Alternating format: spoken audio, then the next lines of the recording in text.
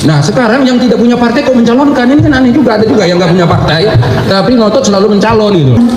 Jadi semua partai pasti akan dorong partainya dulu toh. Nanti disimulasikan dengan partai-partai lain, kalau cocok baru digabungkan kan gitu.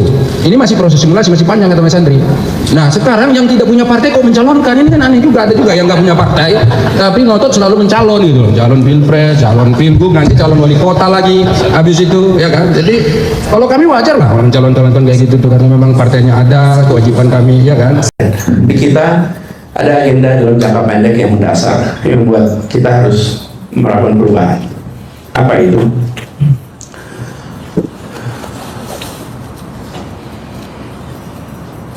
Meritokrasi. Meritokrasi. Beberapa waktu yang lalu ada seorang teman yang ngobrol dengan saya, bilang begini, Bung Anies, kalau Indonesia mau maju tidak bisa pakai demokrasi. Kalau mau maju harus pakai otoriter atau semi otoriter. Contohnya mana? Tiongkok. Contohnya mana? Singapura.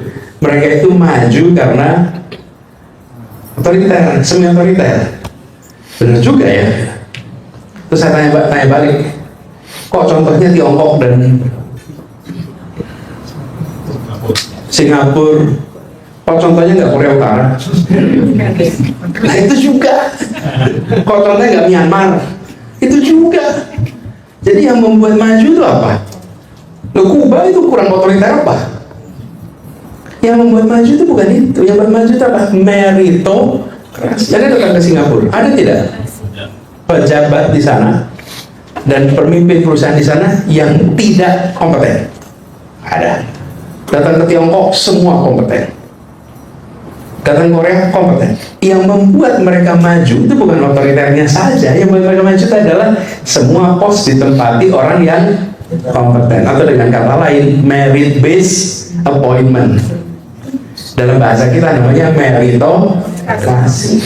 Satu. Yang kedua, policy yang dibuat teknokratik. Bukan mendadak ada ide ngomong, mendadak ada ide keluar, tidak. Teknokrasi berarti apa? Dengan adanya proses pengambilan kebijakan yang benar, menggunakan data, referensi pada ahli, referensi pengalaman. Dua ini, saya mengkhawatirkan kenapa ini harus jadi serius ke depan dalam jangka pendek. Anak-anak kita yang sekarang berada di kancah internasional, yang kuliah, itu kalau nengok ke Indonesia agak khawatir pulang. Agak khawatir pulang. Kenapa? Saya bukan ordal. Gimana saya nanti bisa survive di tempat yang tidak merit based, sementara Anda pulang dengan kompetensi, dengan prestasi, dengan macam-macam tuh. Nah, jadi saya mengatakan kalau kita tidak bereskan dua ini, yang di luar tidak masuk, yang di dalam nggak tahan akan, itu problem yang jangka pendek harus beresin. Orang-orang terbaik itu bisa bekerja di mana saja, betul nggak? Bisa ke Singapura, bisa ke Perth, bisa ke KL, bisa kemana-mana yang dekat Indonesia saja. Semua yang kompeten itu bisa dengan mudah. Kalau mereka merasa di negerinya tidak mendapatkan apresiasi, karena orang-orang kompeten ini kayak currency yang kuat, mata uang itu. Mata uang kuat itu kan di mana-mana diterima, bukan? Yeah. Yeah, if your currency is strong, you go anywhere. People are willing to accept your currency. But if your currency is weak, will people accept it? No. Sama. Nah, inilah yang saya lihat dalam jangka pendek harus beresin. Itulah sebabnya PR perubahan ini serius kita kerjain. Yang berikutnya, tantangan kita ke depan, reform di aspek hukum. Teman-teman merasakan bukan? Kepastian hukum itu penting. Kepastian hukum ini penting, dan saya rasa semua yang pernah hidup di negara dengan aturan hukum yang tertib itu merasakan ada kepastian. Di Indonesia ini salah satu tantangan utama yang kita hadapi, reform di sini. Nah, ini semua, Bapak sekalian, teman-teman, ini tidak bisa dikerjakan bottom up. Ini dikerjakannya harus top down. Ini top down, nggak pernah yang namanya reform perusahaan sebesar ini dikerjakannya bottom up, top down. Karena itu kita berharap sekali di pemerintahan sekarang ini ada keseriusan untuk membereskan persoalan ini. Tanda-tandanya belum muncul, tapi ekspektasi kita itu di situ, bahwa rekrutmen berdasarkan merit. Kalaupun dalam politik, saya pun pernah bertugas di dalam politik. Saya pernah berada di pemerintahan, di kementerian maupun di DKI. Seringkali aspirasi yang dititipkan tidak selalu sesuai dengan apa yang kita harapkan. Selalu ada kompromi. Tapi hidup juga perlu begitu, bukan? Suami istri nggak pakai kompromi, penuh dengan kompromi. Suami maunya A, istri maunya B, hasilnya B.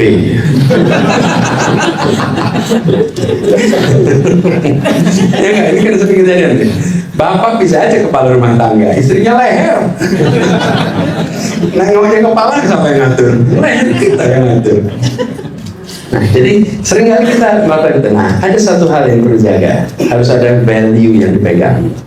Kalau ada value yang dipegang, even if you deviate, you know how far you deviate, and you know how to come back. Karena punya values. Yang kedua harus ada ukuran delivery.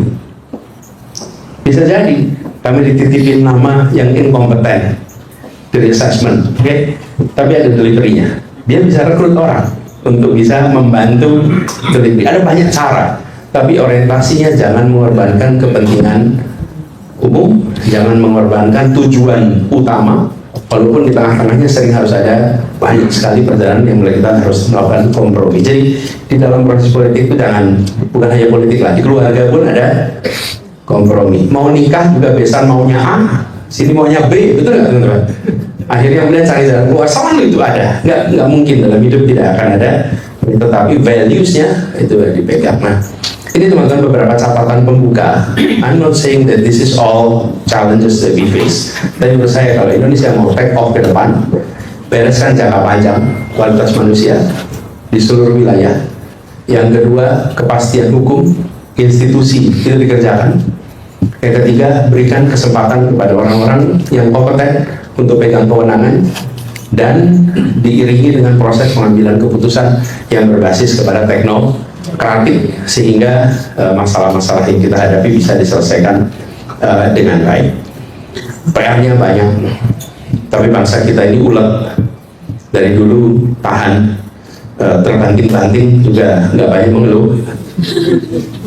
Tapi insya Allah dengan situasi sesulit apapun kita akan ketemu jalan keluar. Ini aja pembuka dari saya. Halo teman-teman, jumpa bersama saya di Politik Dangi. Ya, ini sangat menarik sekali teman-teman. Bagaimana Anies Baswedan, tokoh yang sangat luar biasa ini, ya beliau sangat berpotensi ya, melaju atau melenggang ke kancah nasional lagi, yaitu mengikuti kontestasi Pilpres 2029. Ini bukan tanpa alasan teman-teman ya. Ini adalah sebuah hal yang sangat wajar saja ya, karena biar bagaimanapun Anies Baswedan ya masih menjadi tokoh primadona ya, apalagi beliau saat ini ya berada di garis oposisi yang notabene mewakili para masyarakat yang mengkritik pemerintah teman-teman. Dan ini terbukti ya bagaimana Anies Baswedan ketika kalah Pilpres, beliau tidak bergabung ke pemerintah seperti Caimin. Ya, Caimin itu setelah kalah Pilpres malah bergabung ke pemerintah ya kan, dan itu membuat orang bertanya-tanya dengan dengan Caimin teman-teman. Apakah pada saat Pilpres yang lalu itu setengah hati? Dan kalau kita melihat ya gebrakan-gebrakan Anies ini teman-teman, tentu bagaimana ia membuat partai politik baru, yaitu Gerakan Rakyat yang bakal menjadi partai politiknya di kemudian hari ya.